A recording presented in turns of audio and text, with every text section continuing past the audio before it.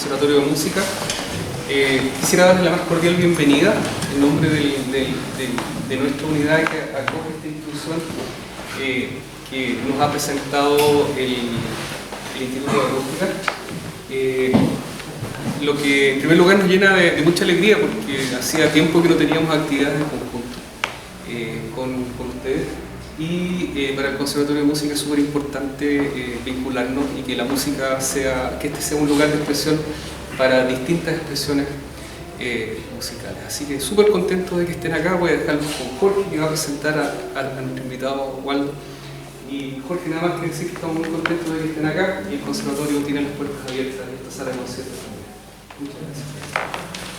Bueno, a mí me toca la grata misión de presentar a Waldo Valenzuela, ex estudiante de la Universidad Austral de Ingeniería Acústica de los años 80, también amigo. Y bueno, voy a leer brevemente el currículum de Waldo. Él actualmente está radicado en Los Ángeles, California, donde se desarrolla como ingeniero en postproducción de audio para cine y televisión en Burbank. En el año 91, después de haber estudiado aquí como 4 años en la Austral, se trasladó a Santiago, donde se graduó como ingeniero de sonido en la entonces Vicente Pérez Rosales. Ha participado en numerosos proyectos musicales con algunas de las mejores bandas de Chile, entre ellas Liquirusa y Gondwana.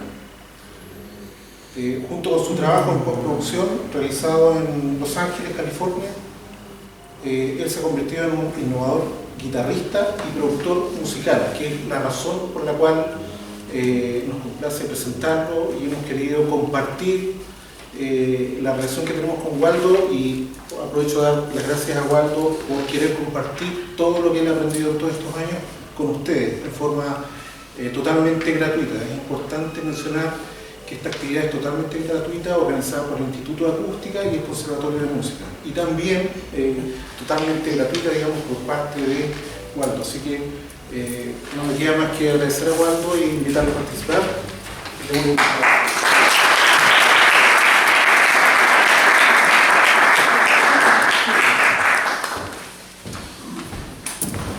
Bueno, esto no estaba preparado.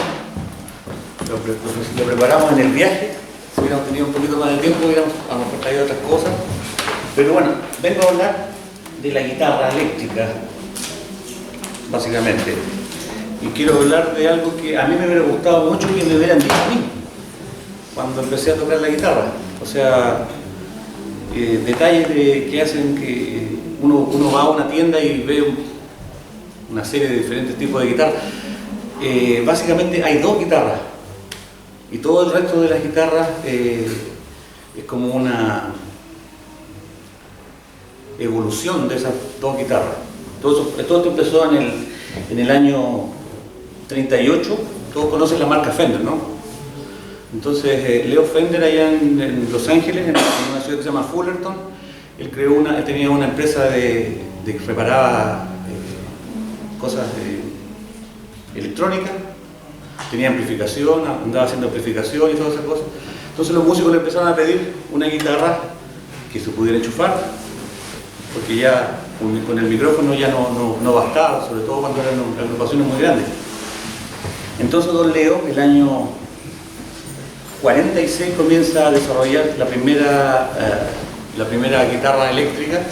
Esta guitarra eléctrica se llamó, él le puso Fender Broadcaster, que es la Telecaster que todos conocemos ahora. Por motivos de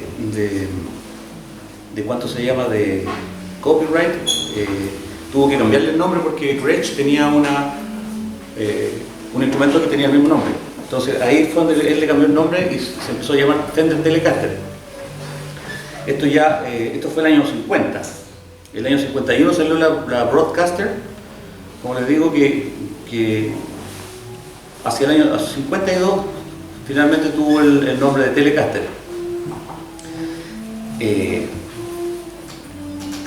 Simultáneamente, en el año 52, sale el señor Lester William Orfus, conocido como Les Paul, inventa la guitarra de caja amplificada, conocida como Les Paul, que es muy parecida a esta. La diferencia de estas dos guitarras, y por qué digo que son solamente dos guitarras, la evolución de las guitarras parte por las escalas de los mangos y por los pickups.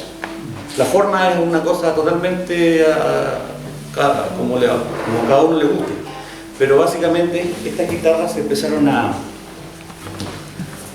En 52 Les Paul hizo esta guitarra, que es una guitarra más lujosa, que tenía incrustaciones de nácar y tenía el palo este era de ¿cuánto se llama? De ébano.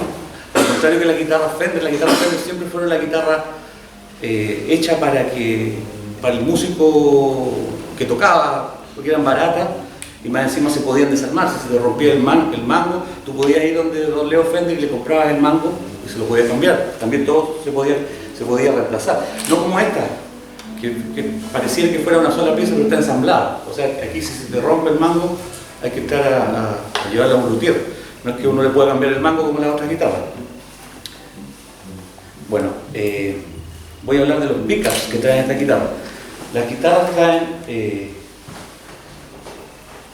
los pickups son estos. Las guitarras traen unos que se llaman single coil y otros que se llaman humbucker. ¿Qué significa eso? El single coil es un hilo metálico enrollado en un núcleo, con un imán básicamente. Y estas cápsulas son más ruidosas, tienen ruido y tienen tendencia al feedback. No sé si han visto a Jimi Hendrix cuando tocan en los videos que hay. Él usaba esa guitarra por eso mismo, porque la guitarra hacía feedback. Y es un recurso musical que usan muchos guitarristas hasta el día de hoy. Al contrario de la single coil que traen las Fender, la Gibson sacó sus guitarras con este tipo de pickups que se llaman humbucker, que usa dos bobinas, que básicamente dos single coil puestas. ¿Y para qué hizo esto el señor Les Paul? Para evitar el ruido. Entonces se llama humbucker. El hum es el ruido que uno tiene de la red, que son 50, 60 Hz. Y cuando uno amplifica, sobre todo si uno usa distorsión, esto se amplifica más. A ver.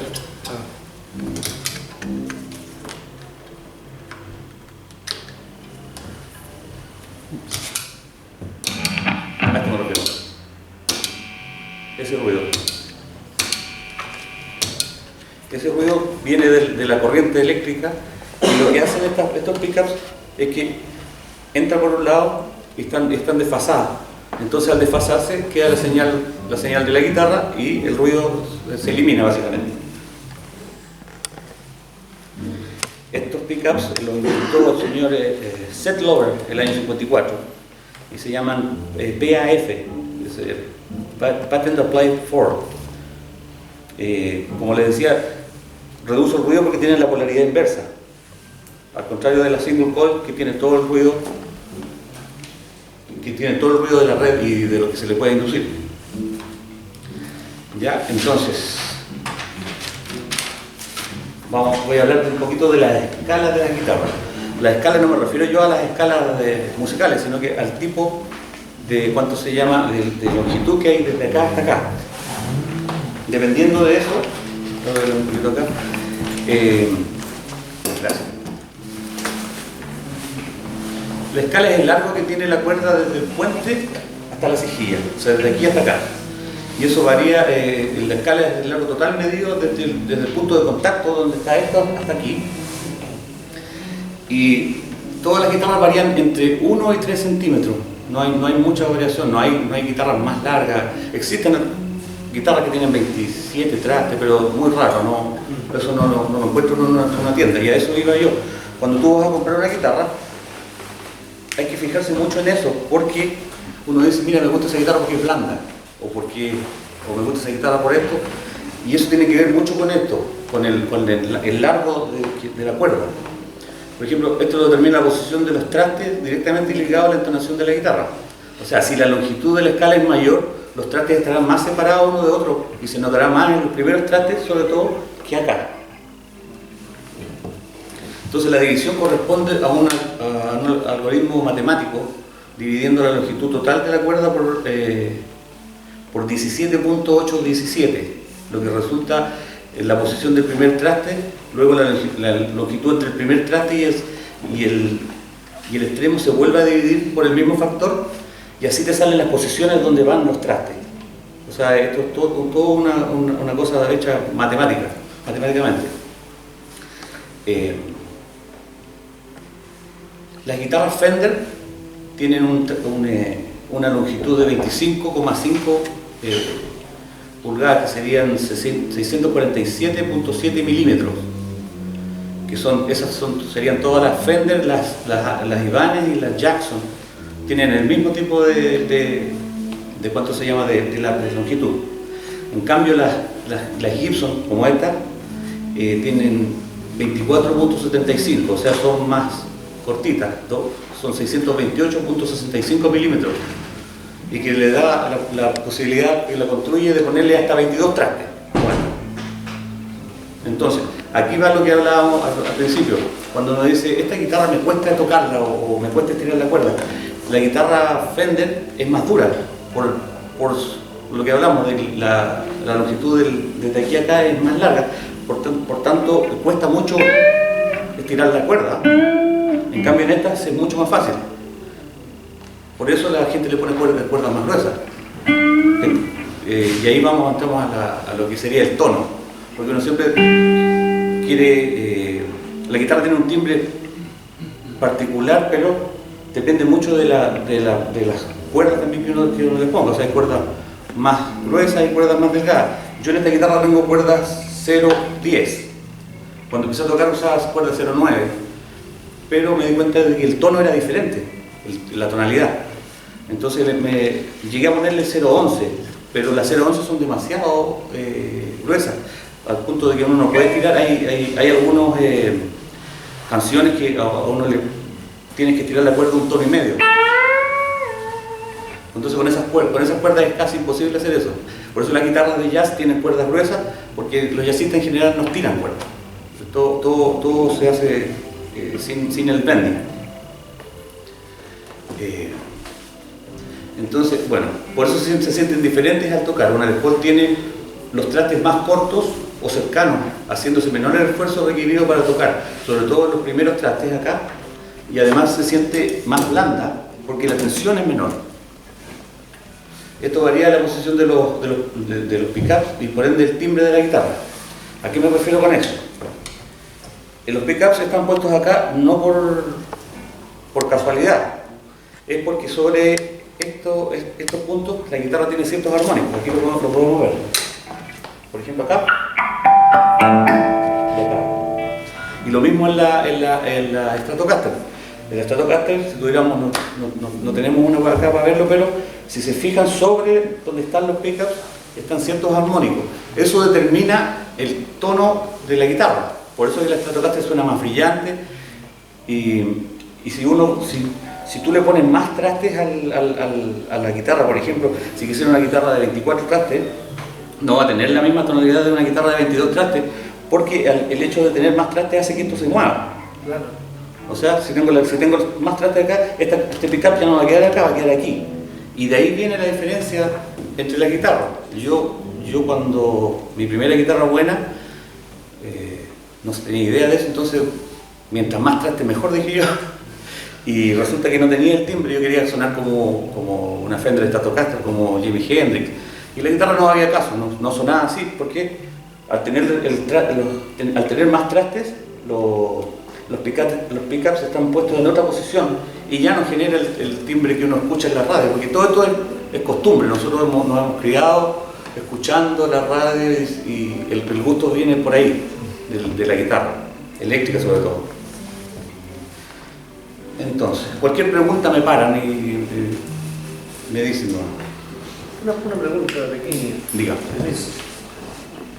La altura de la cápsula, digamos la altura horizontal, ¿cuál es la óptima? ¿En rango con el mismo brazo? Se recomienda, también eso es lo que me pasaba a mí. Yo cuando me hacía de alguna guitarra, yo trataba de ponerle el pickup lo más alto posible para que sonara más fuerte. Claro.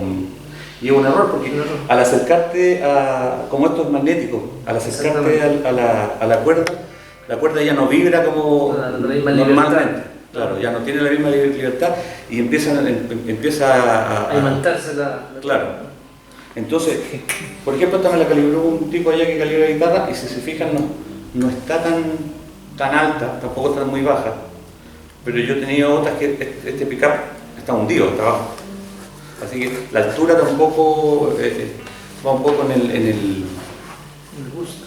En el gusto no, pero no puede ir más allá. O sea, me acuerdo una vez, yo tengo una Les Paul y un amigo la comparó con su guitarra, que él tenía también una Les Paul, y me dice, la tuya suena mejor. Y nos quedamos los dos convencidos de que sonaba mejor, porque sonaba más fuerte. Después me voy fijando que la guitarra mía tenía los pickups levantados. Entonces, al final sonaba más fuerte, no era que tenía un timbre mejor, siempre más fuerte. Y cuando tú tocas acá y pones la mano, las cuerdas se pegan acá. Entonces, por eso no es recomendable tenerlas tan altas. Ya, voy a hablar un poquito de los amplificadores. Waldo, ¿verdad? Y en relación a las guitarras que solamente tienen un pickup, por ejemplo, que lo tienen ahí acá, y atrás no tienen, ¿eso es por simulación de algo? ¿Es porque justamente Es porque las primeras guitarras que se hicieron fueron básicamente en todo lo que es el jazz. Las primeras guitarras que se hicieron, como les decía, eran para competir con una big band, o sea, tenían un montón de gente, entonces tuvieron que amplificar la guitarra para que eso pasara. Y lo que se tocaba en esa época no se usaba este pickup, simplemente se usaba esto que tenía la tonalidad más dulce, porque si saben, este pickup aquí se lo puedo mostrar. El pickup de acá al tener otra posición, tiene otros armónicos que suena diferente. Entonces, por ejemplo,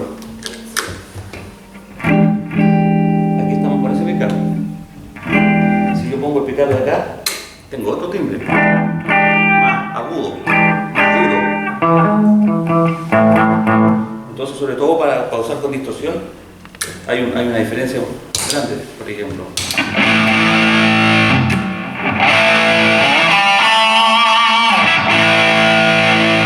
Si lo pones acá, tiene un sonido más dulce, como que usaba Santana.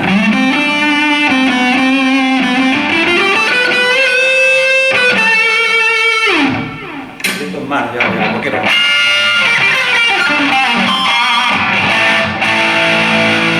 Pero es básicamente la tonalidad. Hay guitarristas que ocupan esto y le suena la guitarra siempre igual. O sea, eso ya es cosa de gusto.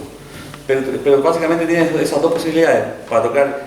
A este pickup le llaman ritmo. Y este sería el de solero, digamos, para tocar. O sea, para acompañar. En el principio cuando acompañaban en las Big Band, por eso que usaban este puro pickup, porque se usaba para acompañar. La guitarra no era solista en esa época. Igual que el bajo no fue solista hasta unos años atrás. Antes el bajo era acompañamiento nomás. Bueno, voy a hablar un poquito de los amplificadores. ¿Cuál es la diferencia entre el sonido de un amplificador a tubo y un sonido a transistores? Es simplemente, volvemos a lo mismo, el punto donde está la distorsión. Eso es lo que nos hace la diferencia. Es más agradable a nuestros oídos. Los amplificadores a transistor, por una cosa de electrónica, facilitan que los armónicos impares suenen más fuertes.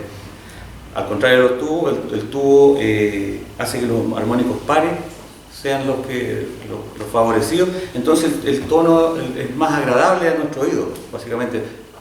Esa es la diferencia. Un amplificador de transistores hace un corte muy brusco entre la señal amplificada y la saturación. En cambio, el de tubo lo hace con una pequeña curva, lo que hace que sea más agradable a nuestro oído. Los amplificadores a tubo, bueno, pasa lo mismo que con la guitarra. El primer amplificador fue un amplificador que hizo don Leo Fender también, y usaba la diferencia entre este amplificador y los que se hacen en Inglaterra, como los Marshall. ¿Conocen los amplificadores Marshall? Es simplemente el acceso que tenían a los tubos, que los tubos son el amplificador básicamente. En Estados Unidos se ocupan, en esa época habían solamente los 6 L6, que son unos tubos gordos, así grandes.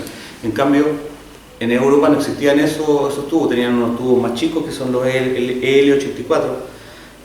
Y los primeros amplificadores, el Bassman Defender, es exactamente igual a lo que hizo Jim Marshall, lo copió totalmente, pero como no tenían los mismos tubos, el amplificador suena diferente. Y lo otro que en Europa tienen otra corriente. Entonces eso hace que el amplificador suene diferente. Mucha gente dice, ¿por qué me suena aquí? No suena como en los discos. Por muchas cosas que tienen que ver con la construcción y con la corriente con la que uno está alimentando el amplificador. A ver. Vamos a hablar un poquito también de los pedales. Existen dos tipos de pedales en cuanto a la forma como hacen pasar la señal. Los pedales se llaman True Bypass, o sea que dejan pasar la señal completamente cuando no están haciendo nada, como en este caso. Estos son todos True Bypass, o sea, si yo los desconecto, esto debería seguir sonando. Por ejemplo, saco eso y la guitarra sigue sonando, porque es como que fuera un cable. Los otros pedales que no son True Bypass se llaman buffer pedal. Buffer, ¿qué significa? Son cuando no están prendidos, siempre está funcionando algo adentro. O sea, te levantan la señal para que no se pierda con tanto cable. Entonces, mucha gente, los puristas, no les gusta eso porque al hacer eso le cambia la impedancia a la señal de la guitarra, y lo que llega acá ya no es lo mismo que cuánto se llama que con un pedal True Bypass. A mí me pasaba eso, que yo usaba una pedalera, esas que tienen todos los multiefectos con todo, y yo en la casa usaba la guitarra derecha con un cable, me sonaba tan bonito, y cuando iba a tocar no estaba eso, y yo decía, ¿por qué? Porque básicamente eso es lo que pasa. El buffer te cambia la impedancia, que tiene un poquito de teoría de eso. Dice, por ejemplo, un pedal típico tiene 400 kilo ohms de entrada y 200 ohms de salida. O sea, si un circuito tiene una impedancia de entrada de menos de 200 kilo ohms, se puede sentir lo que le llaman el tone sucking. O sea, te chupa los agudos, como dicen. Hay muchos pedales, por ejemplo, como los guaguá, los distorsionadores antiguos. Si tú los estabas usando, aunque no estén prendidos, te empiezan a degradar la señal. Entonces de ahí salió la vuelta al True Bypass, porque esto fue el original. En un principio todos eran True Bypass. Los pedales tenían este tipo de switch, de on-off. Cuando llegaron los pedales ya salió Boss y Ibanez, y ellos empezaron a sacar esos pedales con el buffer adentro, que básicamente tiene un amplificadorcito adentro para que la señal no decaiga. Recomiendan tener si uno tiene muchos cables, por ejemplo, si aquí tenemos, aquí tenemos como 15 metros de cable en total. Dicen que si tienes mucho cable, es conveniente tener un booster que lo hace algún pedal. Hay gente que usa solamente el propio afinador, hace que la señal se levante. Yo personalmente no uso todo True Bypass. O sea, mientras no están prendidos, la guitarra sigue sonando como que yo estuviera derecho con un puro cable acá al amplificador.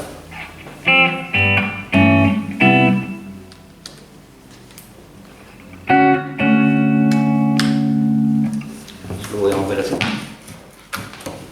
Lo enchufamos directo. Debería sonar exactamente igual. Parecido.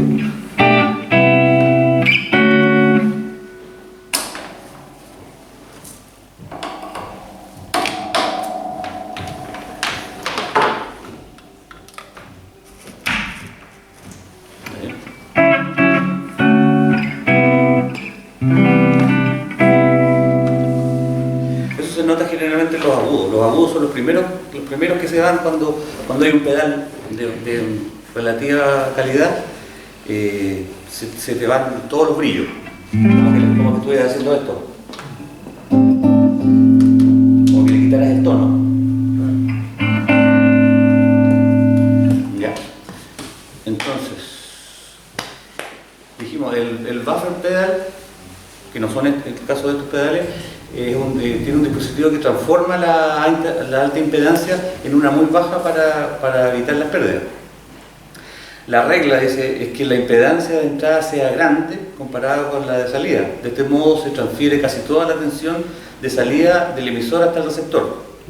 Por ejemplo, una guitarra común y corriente tiene entre 5 a 15 kilo ohms. De ahí que no se puedan conectar, o no es que no se puedan, sino que han conectado una guitarra derecho a una consola. No suena igual que ponerlo acá. ¿Por qué? Porque no está diseñado para eso. La impedancia de entrada del amplificador es del orden de 1 mega ohm. Esto. Entonces, hay muchos detallitos que hacen que el tono cambie sin que uno quiera hacerlo. O sea, que tú recomiendas que la señal de la guitarra vaya al amplificador con micrófono que directo a la mesa. Claro.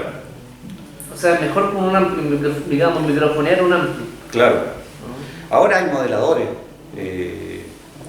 Ahora donde estamos, un amigo tiene no sé si lo conocen, un Kemper, que es como como los plugins del computador. Ayer estábamos hablando de plugins. Claro. Y eso suena súper bien. Pero ahí está de nuevo, depende de la experiencia que quieras lograr. Claro, por ejemplo, directo a la mesa. Bueno, yo siempre encontré que sonaba más chirriante, más directo, por Claro. Directo, ya, se panea.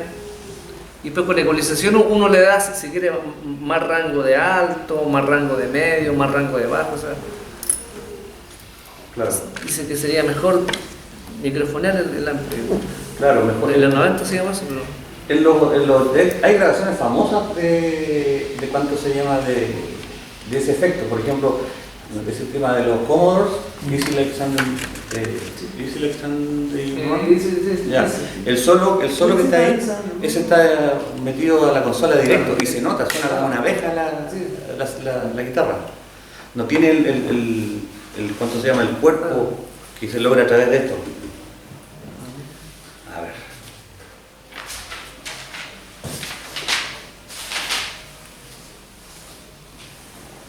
Les voy a mostrar una Van Halen grabación. también que empezó con el sonido directo. ¿Cómo? Digamos Van Halen o Ted Templeman también innovó con el sonido directo. Chin, chin, chin, chin, chin. Claro. O el mismo Irucho.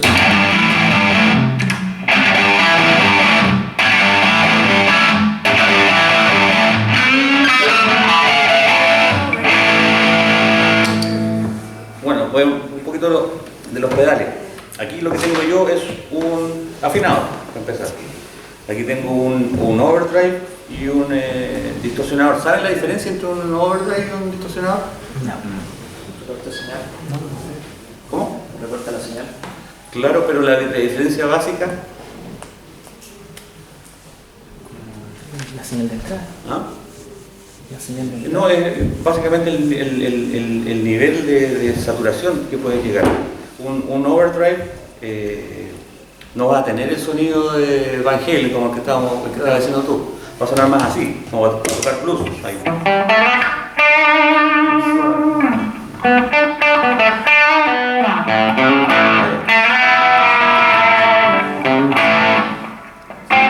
En cambio, el distorsionador tiene otro sonido.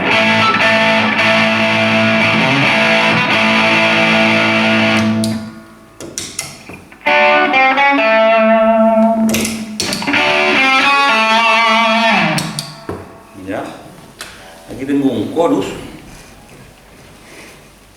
Este chorus es interesante porque tiene un modo de tri-chorus, donde tú puedes, es como tener dos chorus en serie. Y eso suena más o menos así.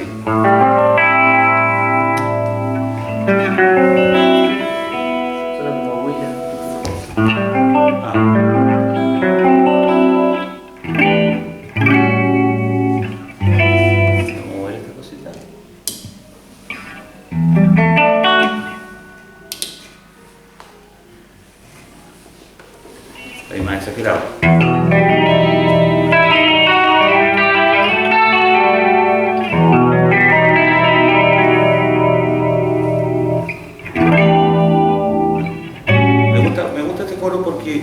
se puede tocar con otros pedales. Hay chorus que no funcionan bien con la distorsión, por ejemplo. ¿Cuál es ese chorus? Este es un TC Electronic, Corona Chorus se llama. Por ejemplo, este funciona bien con la distorsión. Hay otros que no, que hacen que la señal que no tenga sustain. O sea, toca una nota y se corta. Este funciona bien con eso. Y aquí tengo un delay. Este delay también tiene modeling. O sea, tiene diferentes tipos de delay. Tiene un delay que emula al delay de cinta. Por ejemplo, ¿qué significa eso? Que la segunda repetición ya no es, se va degradando, Claro. como los originales. Pues. Aquí vamos a Se va poner. ensuciando la segunda vuelta. Claro. A ver, ¿dónde está?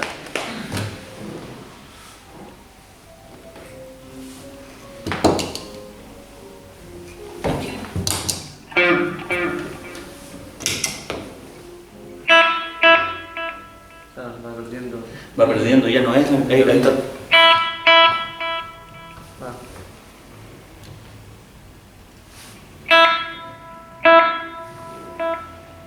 ¿Te fijas? Cada vez se escucha más cuando se llama. Opaco. Más opaco, claro.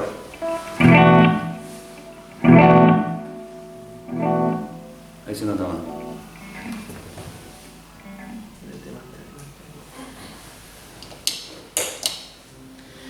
Y bueno, yo recomiendo usar pedales True Bypass sobre los otros por una cosa de purismo que a mí me gusta que la guitarra suene como suena. O sea, te compraste una guitarra no por cómo suena por los pedales, sino que como suena por su construcción y por lo que hablábamos antes, los pickups y todo eso. Y como les decía, hay gente que usa buffer, o sea, un booster, por ejemplo, para que la señal no se te Degrade. claro. Pero en general, si tienes mucho cable, hay que tener algo de eso, porque tampoco puedes usar True Bypass si tienes muchos efectos. Hay pedaleras que tienen tantos efectos que la gente tiene que usar unos loops, entonces tú dejas todos los pedales prendidos, no están aquí, están en otro lado, y tú simplemente tienes el control para no andar bailando a tap. O sea, si, por ejemplo, si yo quiero un sonido con distorsión y delay, para no estar haciendo esto que estoy haciendo, estar apretando los dos, los tienes siempre prendidos, entonces simplemente después toca, apretas un solo switch y está el sonido armado.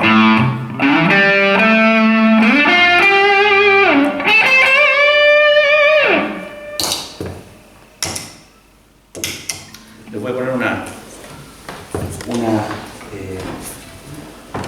musiquita. Esto es de un disco que hicimos el año 2012. Me pide contraseña. Perdón. Y quería seguir hablando de los pickups. El material con el que están haciendo, con el que hacen los pickups también varía mucho. O sea, el tipo ¿cómo se llama? ¿Bobina? ¿El cobre? No, ¿El metal? El metal, básicamente. Porque hay unos que son, no sé si se van a hablar de alnico, que es aluminio, níquel, cobalto. Entonces, dependiendo de ese material, es como suenan estas cápsulas. Hay unas cápsulas, ¿conocen a Jeff Beck? ¿No? Sí. Por ejemplo, él usa pickups cerámicos, porque tienen un tono específico. Aquí tengo una grabación donde... Siempre su color es el verde esmeralda. O verde agua. Aquí el solo de este tema está grabado con una guitarra, con un pickup de cerámica, para que vean la diferencia.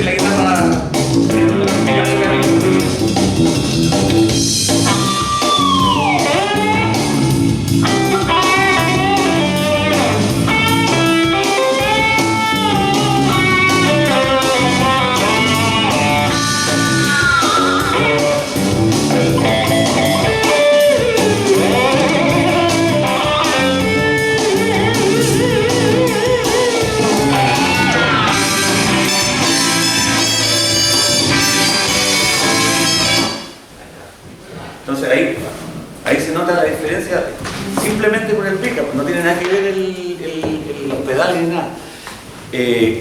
Eso lo grabé yo en mi casa, en un departamento cualquiera, y como sabrán todos, los problemas con los vecinos, uno no puede andar tocando para lograr ese tono, no podéis. Claro, entonces aquí voy a hablar un poquito de algo que es súper útil. Yo me compré una cajita que marca Radial, no sé cómo se llama esa marca. Lo que hace esta cajita es, tú grabas directamente al computador y después lo reamplificas, con la famosa reamp. Entonces, ¿qué hace eso? Lo mismo que hablábamos recién. Uno dice, eso es fácil, lo grabo la guitarra y después la toco de nuevo y la grabo. Pero al salir ya cambió la impedancia, lo que hablábamos antes. O sea, yo al grabar el computador, por más limpia que esté la señal, ya no tiene la misma impedancia que sale de acá. Entonces, ahí es donde salen estas cajitas. Yo eso lo grabé de noche, con headphones, y después al otro día, de día, teniendo tiempo, saqué la señal desde el computador a través de la cajita, y ahí recién le apliqué los pedales. Primero grabé con una referencia digital, pero después saqué la señal y la pasé a través de los pedales y grabé el amplificador, y ese es el resultado de eso. Pero en vez de estar probando, porque uno está grabando mete ruido, entonces en vez de estar probando con el amplificador, lo hice en la noche con headphones hasta que me salió el solo que quería tocar, y al otro día lo grabé una sola vez, fuerte. O sea, puse el amplificador fuerte, le puse un micrófono y lo grabé. Pero, dígame. ¿Esa cajita la usaste de día entre el computador y el amplificador? De vuelta del computador. O sea, cuando tú yo grabé, me metí directamente A la interfaz. ¿Cómo? Si tú grabaste directo al computador, no pasaste por la cajita. Claro. Directo. Claro. Bajaste la impedancia y todo, y luego Claro. te la recuperan. Claro, después en el fondo es un adaptador de impedancia, Claro. eso es lo que hace.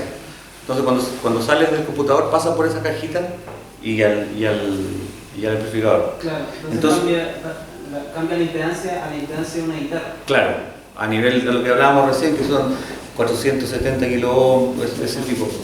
Porque ya cuando tú lo tienes grabado, la señal es de línea, Claro. ya no es señal de guitarra, entonces nunca va a sonar igual. Y eso es interesante porque te varía mucho la calidad tonal del instrumento. Tengo otras grabaciones ahí donde se ha usado solamente adentro del computador. Se murió.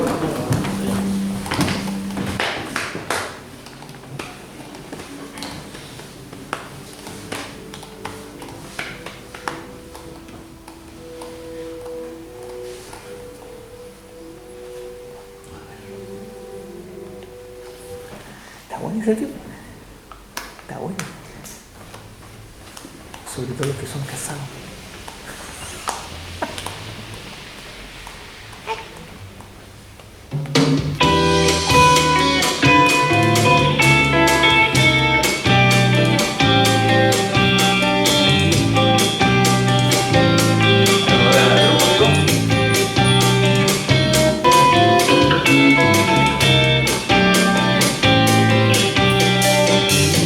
Esto está grabado dentro del computador. El solo. Finalmente el problema se produce con la distorsión. Muchas cosas quedan bien, pero la distorsión no hay caso.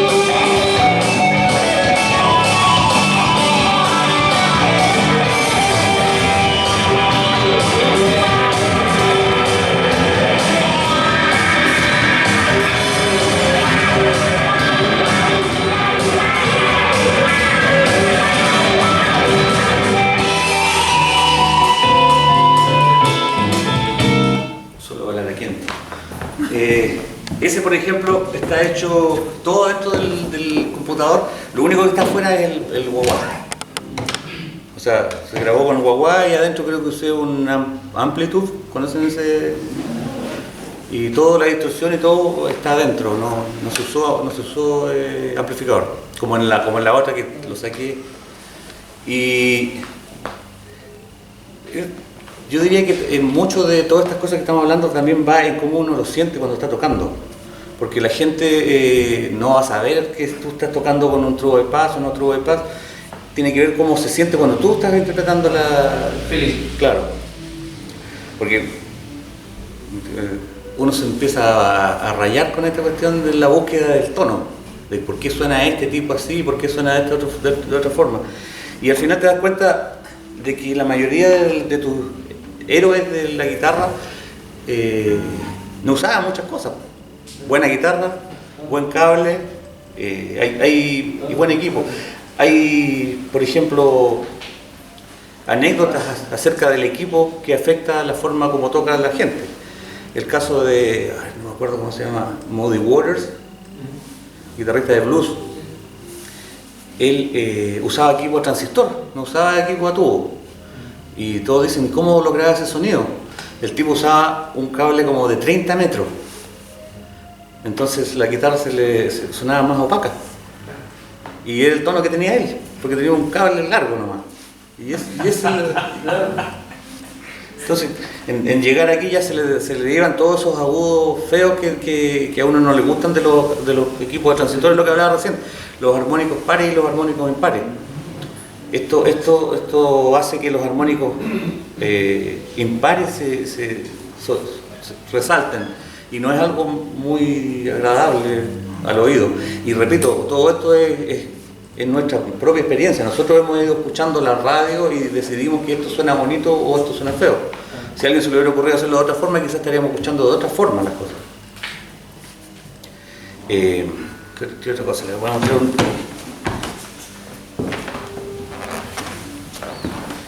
otra cosa que, cambiando de la guitarra eléctrica a la acústica, porque yo sé que muchos tocan guitarra acústica, hice un disco hace 2 años ya, de solamente guitarra española, o sea, con cuerdas de nylon. Y acá hay un tema que grabamos con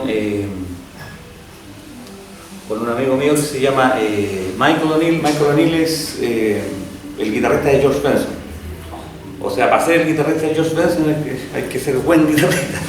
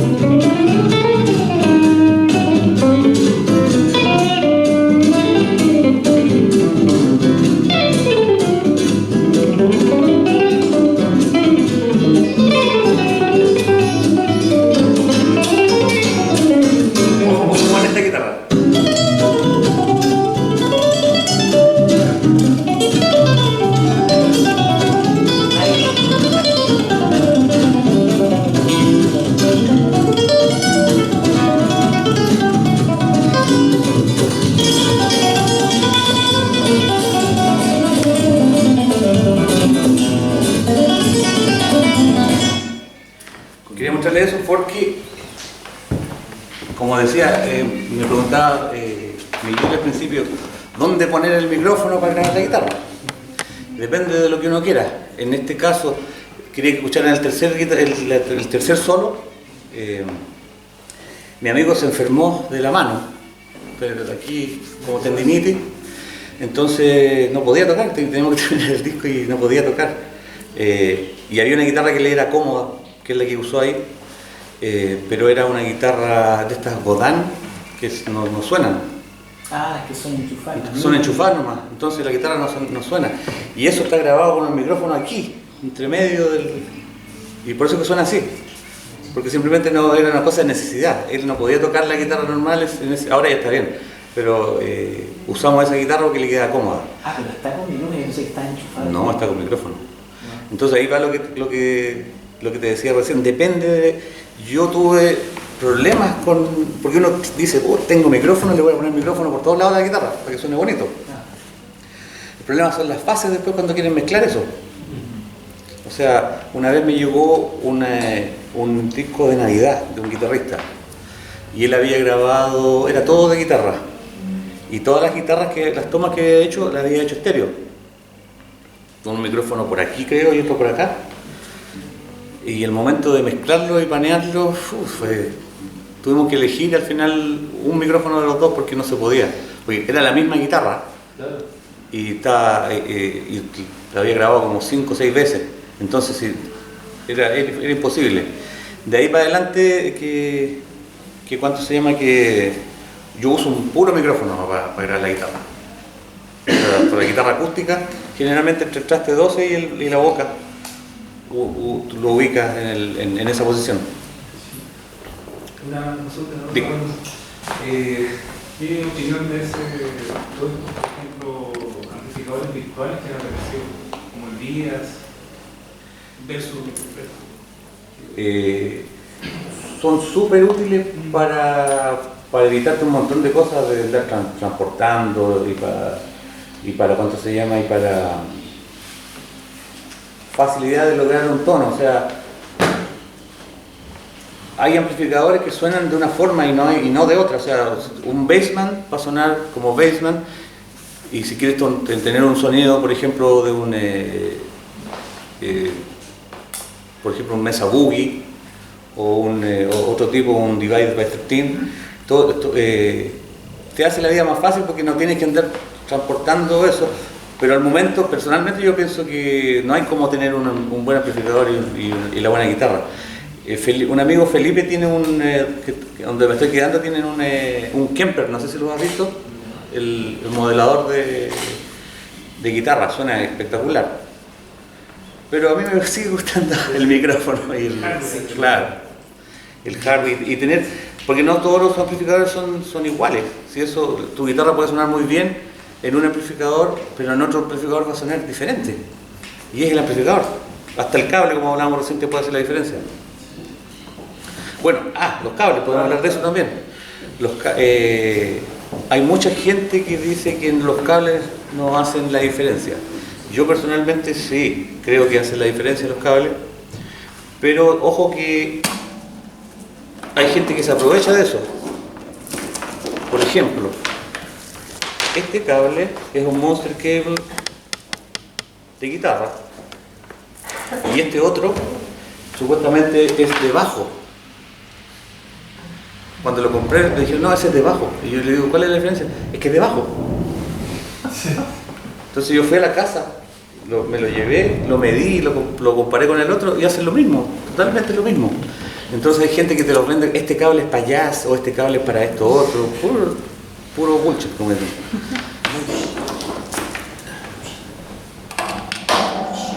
Pero sí hay una diferencia hay cables. Por ejemplo, yo tuve unos cables que me mandé a hacer, supuestamente de un material súper bueno, el cable y toda la onda. Y después de 3 años de usar los cables me di cuenta que me chupaban los agudos. Y yo decía, ¿por qué me suena la guitarra así? No me suena como cuando lo ponía, lo que hablábamos recién, cuando la ponía derecho. Era porque el cable era seguramente muy bueno para cierta aplicación, pero para instrumento no era la cosa. Entonces, ojo con con esos detalles. Por ejemplo, acá hay cables buenos y malos. Acá tenemos, estos son genéricos, que se compran en Guitar Center, que valen, no sé, 6, 10 dólares. Y esto, por ejemplo, es un Mogami. Este cable vale como 40 dólares. Este puro cablecito chiquitito. Entonces, ahí hay que tener ojo porque mucha gente vende humo. Te dicen... Publicidad inmediata. Claro. Pero si un cable... ¿Qué recomendación general podría dar con cable de guitarra? ¿Cómo? ¿Qué recomendación general podría dar para al momento de elegir un cable? Los conectores y el... por ejemplo, estos son... no son de oro, pero supuestamente le llaman así, gold. Entonces el contacto es diferente. Hay otro que pierdes porque hacen más contacto con esto. Y básicamente no comprar el cable más barato, porque uno dice, este cable la hace. Ninguno de los dos, ni el más caro ni el más barato. Tengo un cable que me regalaron un amigo para mi cumpleaños, cable grueso, se veía profesional el cable, pero era como hacer esto. Bueno, la guitarra sonaba así, con el puro cable. Entonces, ojo ahí con esa cuestión también. ¿Alguna pregunta? Sí. Cuando tú hablas de tono, estás hablando del timbre, ¿no? Claro. Claro. El tono es... La altura, más bajo, más agudo. El timbre me refiero a la identificación del instrumento como tal, o lo que tú quieres, como quieres sonar. Claro. Que te identifique probablemente tal. Claro, la búsqueda del tono, como dicen allá, no es solo la guitarra, porque uno siempre dice, yo quiero tener esa guitarra y con esa guitarra voy a sonar así. No, es la guitarra y el amplificador. Hay muchos, claro, hay muchos guitarristas que ocupan la distorsión de acá y simplemente bajan el volumen para limpiar la guitarra. O sea, que sonaría algo así. Por ejemplo, están limpios así. Ahí. Que suena limpio y después le das el volumen y tienes la...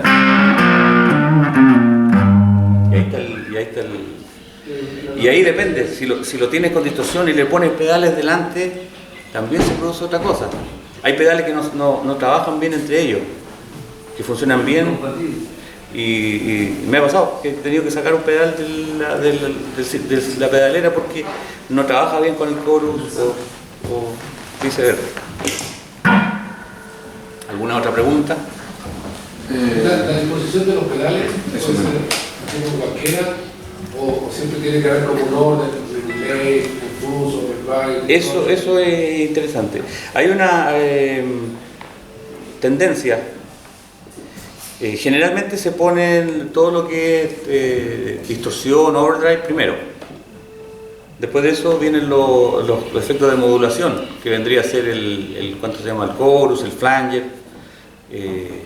y al final el delay.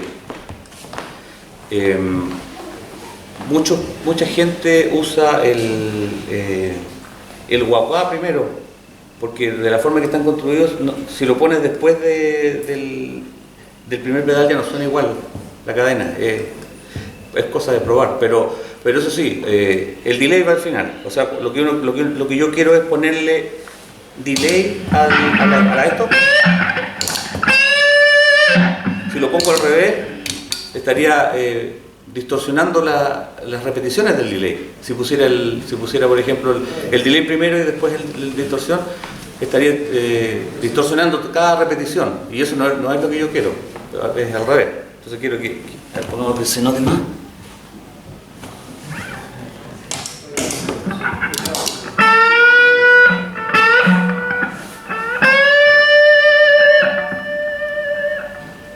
Si yo lo pusiera al revés, me estaría distorsionando cada repetición, sonaría...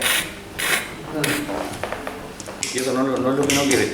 Pero básicamente eso, distorsión, modulación, delay al final. O sea, puede ser al final reverb o delay.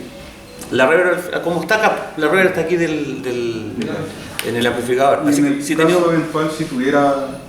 tuviera una, yo la pongo al final. Ya. Después del delay. Después del delay, claro. Como lo está haciendo ahora, pues. Ahora estamos usando la River que usa y si fuera un pedal sería la última. Para grabar una producción, un disco o un tema, por ejemplo, un tema, con metrónomo en la guitarra o metrónomo en la batería, o grabar primero la batería. Yo generalmente cuando grabo algo hago una maqueta.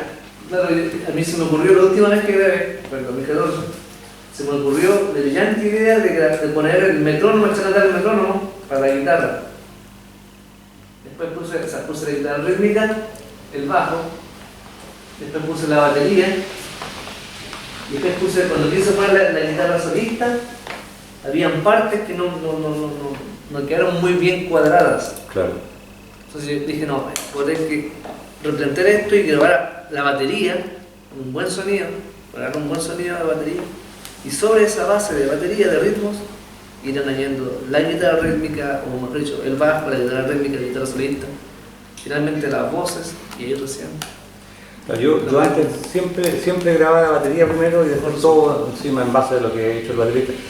Pero si no tienes la idea del resultado final, también te va a quedar medio estéril.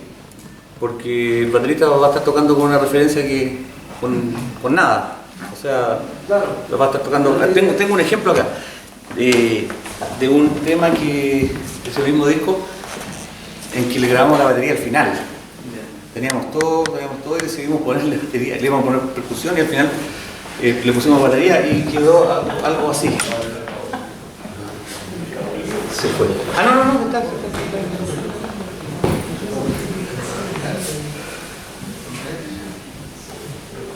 Yo aquí trato de echarle vueltas así, ¿cómo lo remasterizo para que suene mejor? Y no digo, mejor lo regrabo entero. Pero igual, y el uso de compresión es una aberración, o igual hay casos así emblemáticos que le ponen compresión. Depende del estilo. Por ejemplo, los guitarristas que hacen country, casi todos usan un compresor al principio, claro. Ahí te muestro. Este es el que grabó la batería al final. Error de... Como la séptima producción. No sé si... ¿Conoces a Joe Heredia? No. Tocaba con Tribal con Saul Henderson. Él no grabó la batería acá. Y lo grabó al final. O sea, no teníamos pensado ponérsela.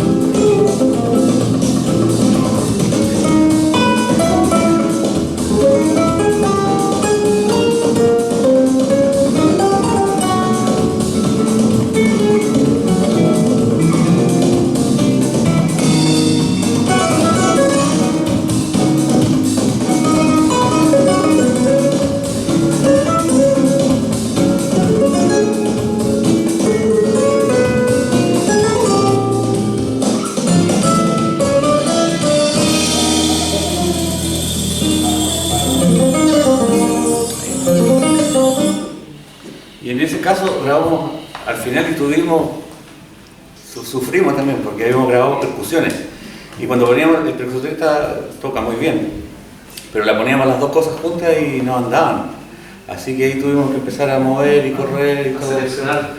Pero hay que tener ojo en esa... Claro, como te decía, es fácil grabar la batería al principio, pero si el baterista no tiene una referencia, no va a rendir como... Por eso que antes se grababan todos juntos. Hasta el día de hoy, por ejemplo, tú vas a los estudios allá en Los Ángeles, East West, y tú ves a Vinny Colaiuta, está grabando simultáneamente con el bajo y con el piano. Nunca los tiran a grabar solo, o llevan una maqueta donde ya está todo MIDI, digamos, y el baterista toca sobre eso ya escuchando algo. Steve Goffman decía eso, el baterista de Police. La batería tiene que quedar perfecta, perfectamente grabada. Después se pueden mover o recambiar bajo, guitarra a distintas partes, pero la batería tiene que quedar precisa, perfecta. Yo no me acuerdo que yo tengo una gran responsabilidad. Claro. Eso en general, en una banda, si el baterista es bueno, la banda tiene 90% de posibilidades de tener éxito. Y en ese caso, por ejemplo, la guitarra acústica no la grababan igual que el otro tema, ahí se notaba. No. Y ahí que ya microfoneada, pero la pasan por un pre o a directo al... Todo esto están grabados, yo lo grabé con un Universal Audio, un 610. Un preamp. Un preamp de esos que traían las consolas viejas. Está pasado por eso y por un 1176, un Urey, que es un compresor, un limitador. Está todo con compresor, pero poquito. Yo grabo todo comprimido, pero no mucho. Más que por el timbre también, el tono que hablábamos recién. ¿Y la elección, por ejemplo, del pre, a ti te gusta ese porque lo tienes al acceso o porque te gusta el sonido CP? Me gusta porque, bueno, es el que tengo una cadena armada que la uso siempre. Pero por ejemplo ahora en el NAMM conocí a un tipo que hacía preamp para flamenco. ¿Ya? Que yo no tenía idea, o sea, sus compradores salía Paco Lucía, Vicente Amigo.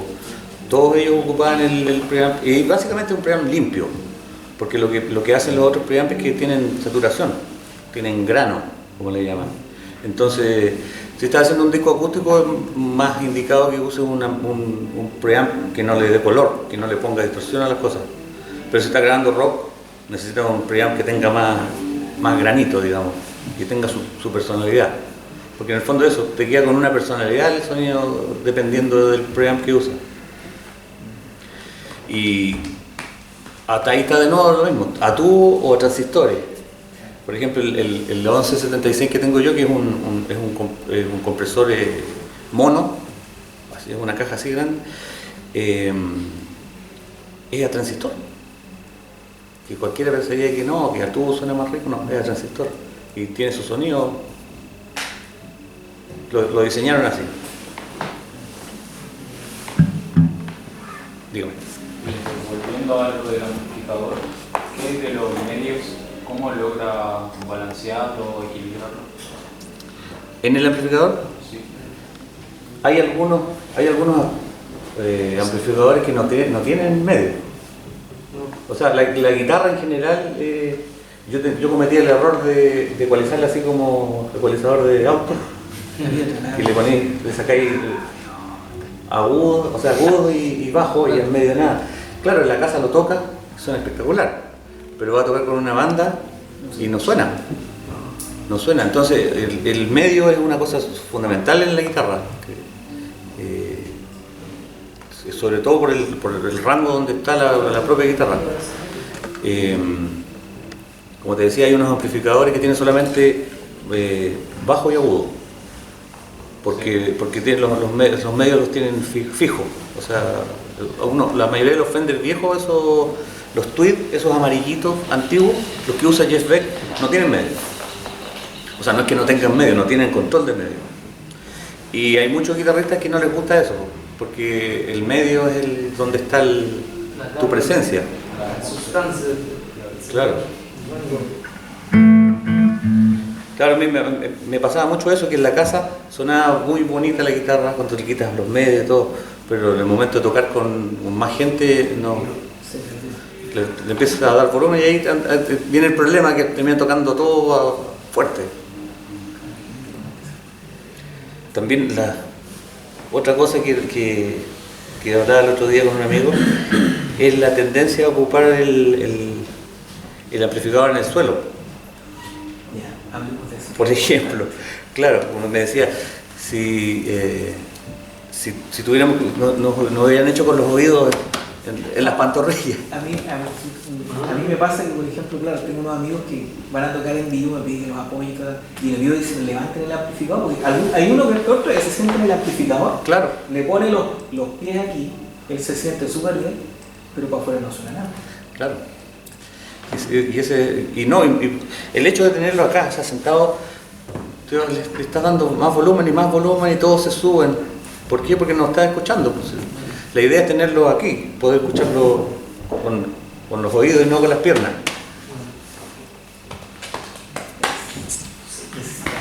No, es bastante bonito.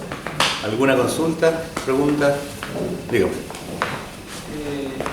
¿Qué configuración te gusta para grabar amplificadores de guitarra? ¿Qué micrófono y en qué posición? Para grabar amplificadores de guitarra yo he probado un montón de formas. Y siempre vuelvo al popular SM57. Porque, por ejemplo, los micrófonos de diafragma grande se tiende a... el diafragma lo satura. Entonces, ya no es una saturación rica, sino que es como un ruido así. Y me he dado cuenta que yo ocupo el 57 con un ángulo como de 45 grados al cono, no derecho. Hay gente que los pone así. Por ejemplo, cuando graban, gente que graba metal y todo eso, ponen ¿cuánto se llaman? Los micrófonos derechos en el cono. Yo lo ocupo con un ángulo, así.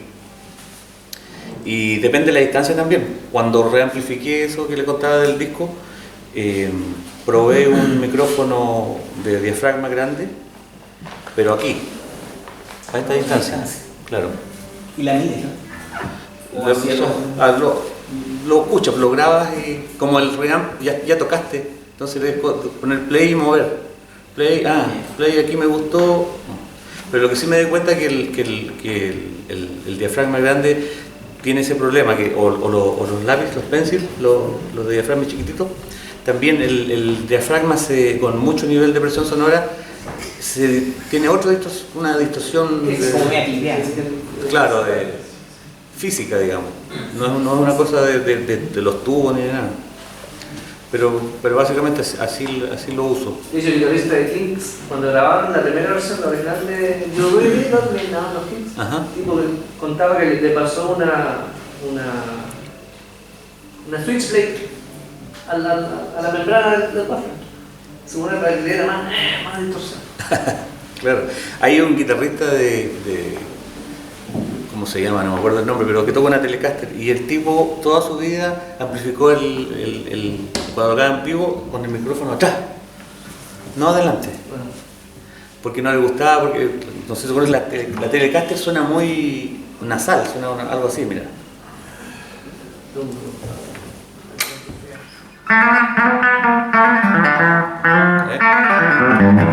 Entonces, para evitar esa nasalidad, el tipo microfoneaba por atrás, entonces le sonaba redondito el sonido, y la guitarra por delante sonaba chillona y desafinada.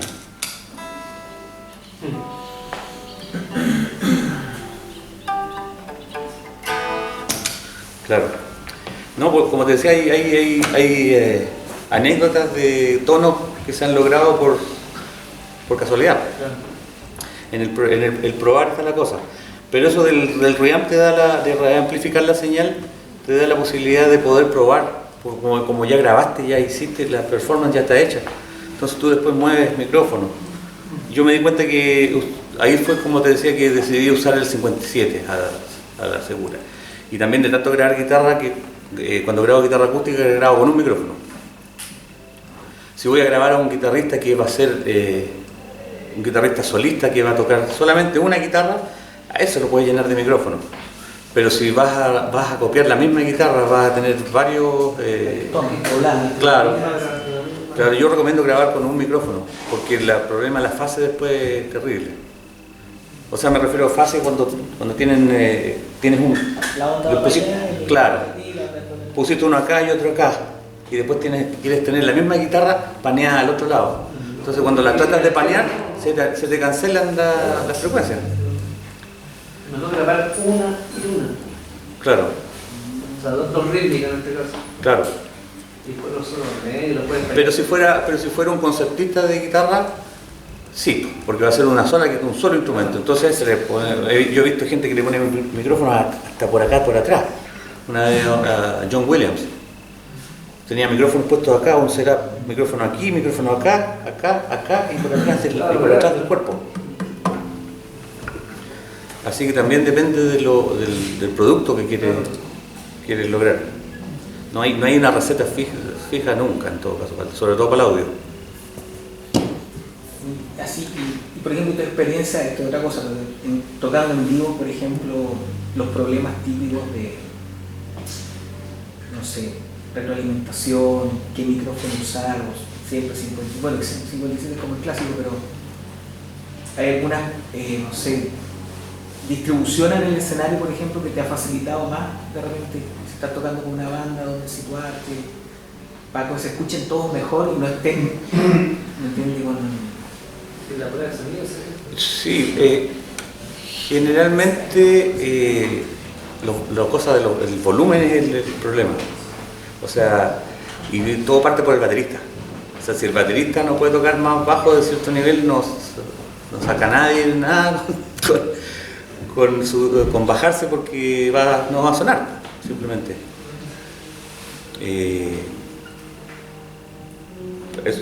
Eso básicamente, la batería marca el nivel. Si tienes el piso. Claro. Waldo, bueno, ya estamos casi llegando al final de la agenda. A mí me gustaría, como estos chicos bien jóvenes, algunos que están empezando, sería bueno que tal vez nos contara un poquito qué crees tú, cuál es el camino, bueno, o cuál es tu experiencia que una persona debería seguir para perfeccionarse en la guitarra.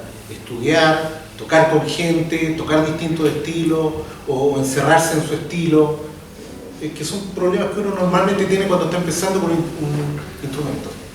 Claro, depende de tu carrera, o sea, si quieres ser solista o si quieres acompañar. Por eso, pero probablemente hay gente que está empezando y que no tiene esa habilidad, no sabe. Claro.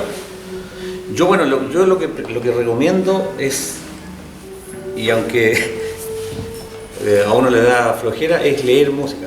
O sea, leer música te va a abrir las puertas siempre, aunque seas un virtuoso, si no te puedes comunicar con otra persona vía la música escrita, se genera un problema. O sea, eso es una recomendación. Todo lo que uno aprende, tratar de conceptualizarlo. O sea, no digo que todo lo que uno toca tiene que leerlo, digo que si te aprendiste, por ejemplo, yo cuando era chico me aprendí esto.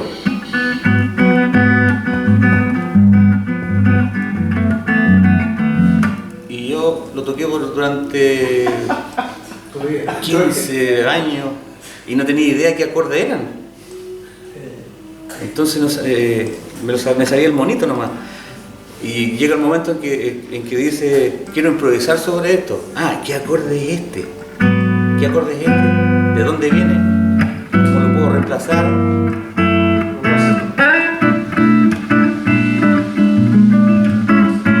Claro, me sabía esos temas, pero no podía improvisar sobre los temas porque no tenía idea de la armonía que estaba tocando. O sea, no sabía que este era un si, que este era un 2-5-1. Cosas teóricas que uno después, cuando lo aprende, dice, y yo por aquí puedo tocar esto. Pues qué sé yo. O sea, pero eso es importante, saber lo que uno está tocando, creo yo. Y ya leer así a primera vista ya es un plus, digamos, porque los músicos allá en Los Ángeles son mejor pagados por la velocidad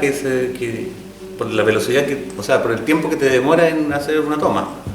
Por ejemplo, volvemos con el Vinny Colaiuta.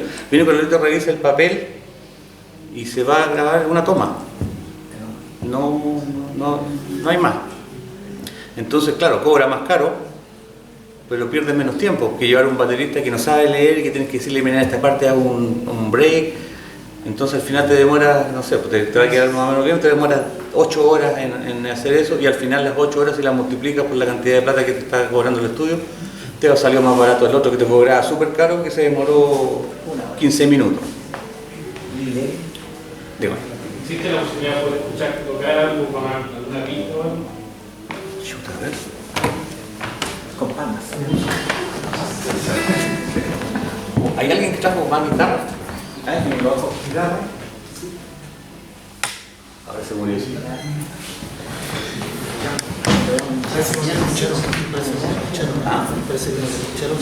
¿No? ¿Alguien trajo guitarra? ¿Para qué toquemos?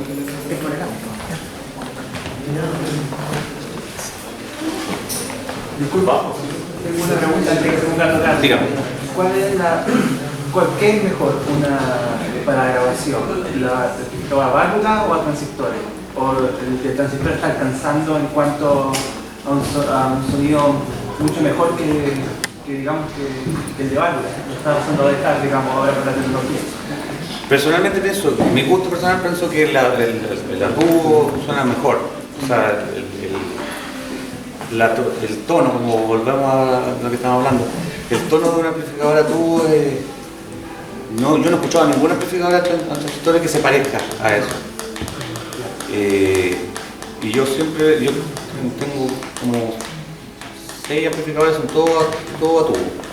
Tengo un amplificador de transistores para tocar guitarra acústica, porque no quiero distorsión. O sea, por eso te digo, depende de lo que va a tocar. Claro.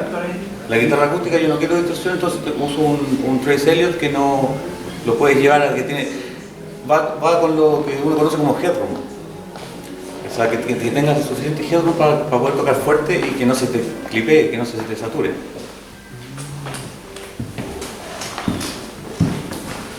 A ver si tengo algo así.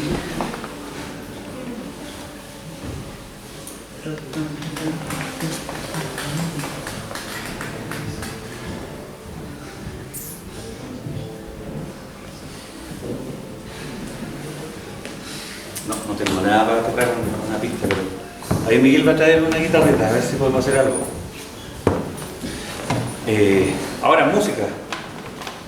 Recomiendo que toquen todos los estilos que puedan. Por ejemplo, saber lo que es el blues.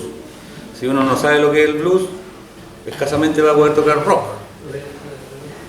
Blues en la raíz. Claro. A ver. ¿Eléctrica? No. Toquemos algo.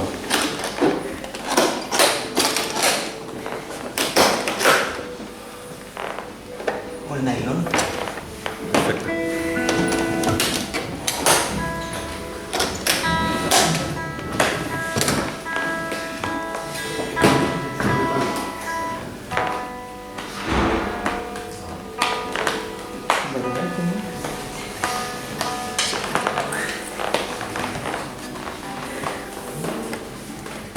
Y aquí voy a lo mismo que hablábamos recién, de saber, de aprenderse las cosas. Por ejemplo, ¿podemos algún estándar?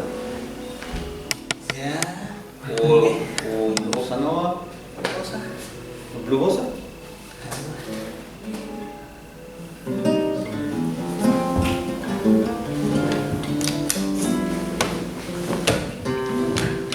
O uno que se llama la chica de Ipanema, no sé. Uno que se sepa bien.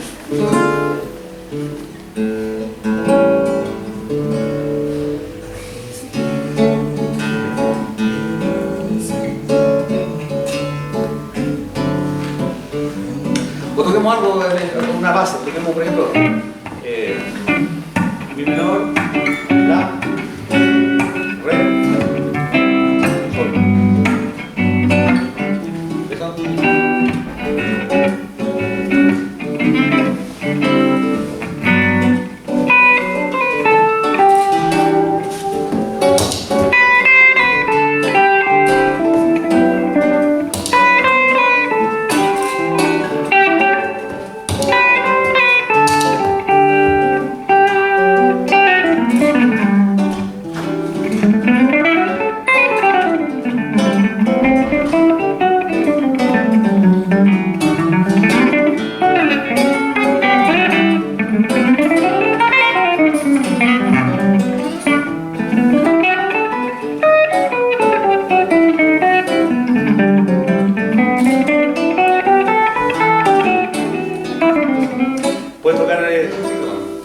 puedes tocar usar escala, usar arpegio.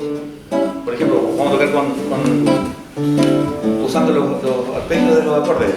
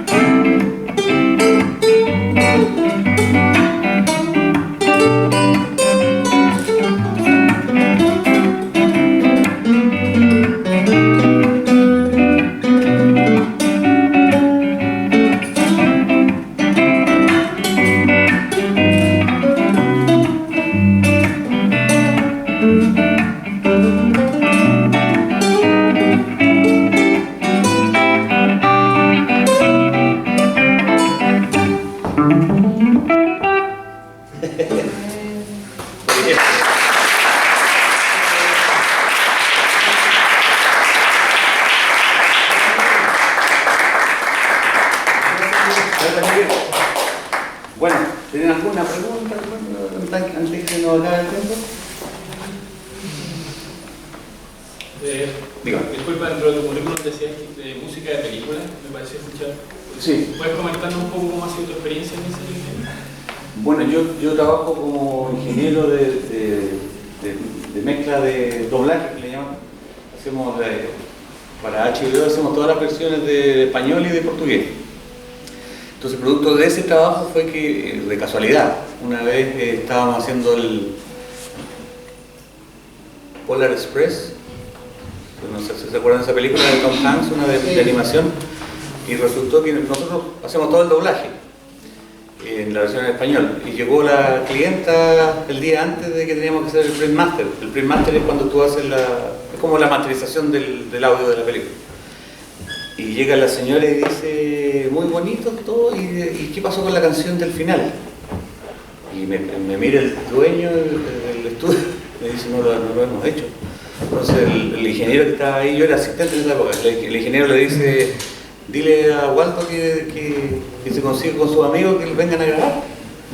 Y así salió la metida a hacer eso. O sea, al otro día llegamos con un par de amigos, cantantes, hicimos las canciones que faltaban, y con motivo de eso fue que cada vez que llegaban producciones que tenían música me empezaron a pasar a mí, y así fue como hice Happy Feet, hice una de Tim Burton, Charlie and the Chocolate Factory, Corpse Bride, no sé el nombre en español, El cadáver de la novia será. Y todas esas canciones yo hice la traducción, la adaptación, la grabé, hasta canté en alguna. Y de ahí salió la cosa de cuánto se llama, de estar en las películas. Música para películas he hecho, pero para películas no de clase A, como le dicen allá. Tengo un amigo que trabaja en eso, que estudió en Berkeley, chileno, que estudió en Berkeley, y él hace películas grandes, o sea, él hace scoring, graba orquestas y todo bien hecho, digamos. Lo que me ha tocado a mí hacer de película es algo que he hecho en la casa nomás, pero lo que te decía eso, a través del doblaje fue que me pude meter a hacer las versiones en español, en portugués de ciertas películas. ¿Otra pregunta? Por ahí había alguien aquí. Y, por ejemplo, ¿cómo afectan los potenciómetros y el valor de la resistencia en el tono y esas cosas? Claro. Porque hay las pastillas activas, por ejemplo, necesitan usar potenciómetros de 25K o 50K, pero ¿qué pasa si uno le coloca uno de 500K, 250? Mira, todo lo de los potenciómetros tiene que ver cuando tú los usas. O sea, sí. Si tú no los usas, da lo mismo. O sea, me refiero, hay gente que el tono de ellos está basado en esto, en el volumen. Están siempre usando. Y ahí hace la diferencia un potenciómetro de 25 kilos o de 250. Hace la diferencia cuando tú realmente lo estás moviendo. Si ocupas tú la guitarra como la estoy ocupando yo, con todos los volúmenes y todo el tono, da lo mismo que sea el potenciómetro de cualquier impedancia. Es cuando tú lo vas a ocupar que hacen la diferencia. Ahora, ¿qué diferencia hacen? Por ejemplo, en el volumen. Hay gente que quiere que al bajarlo un poquito se baje el volumen. O hay otra gente que prefiere que recién a la mitad empiece a bajar el volumen. Entonces depende de la forma de tocar de cada uno. Pero como te repetía, si tú no estás usando esto, la elección del potenciómetro no va a hacer una diferencia en que le ponga uno de 250 o de 500. Ahora, los otros elementos como los capacitores y eso sí hacen diferencia porque están todo el rato funcionando. O sea, el audio pasa por ahí. Pero cuando tú no usas esto, es como que hay guitarras que no tienen volumen. Están todo el rato arriba. Entonces, hay que fijarse en eso. Si tú eres una persona que ocupa mucho el volumen, que le baja el tono a la guitarra para lograr ahí tienes que fijarte bien en la impedancia del potenciómetro para lo que tú vas a hacer. Cuando usan estas técnicas sí que hacen con esto, sí. Claro. Para eso, por ejemplo. ¿Qué sería útil un potenciómetro de cuánto? Generalmente estas son de 250, creo. Pero yo no lo ocupo. Yo tengo un pedal acá, así que no ocupo mucho esto. Lo uso desde el pie. Pero hay maestros que usan, o sea, Jeff Beck mismo. Él todo lo hace con el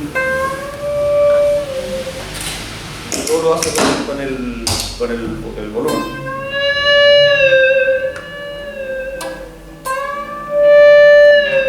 Entonces si no tenía esa habilidad, yo no sé usarlo, como lo usa él. Pero él está todo el rato toca así, con el dedo chico acá. Claro.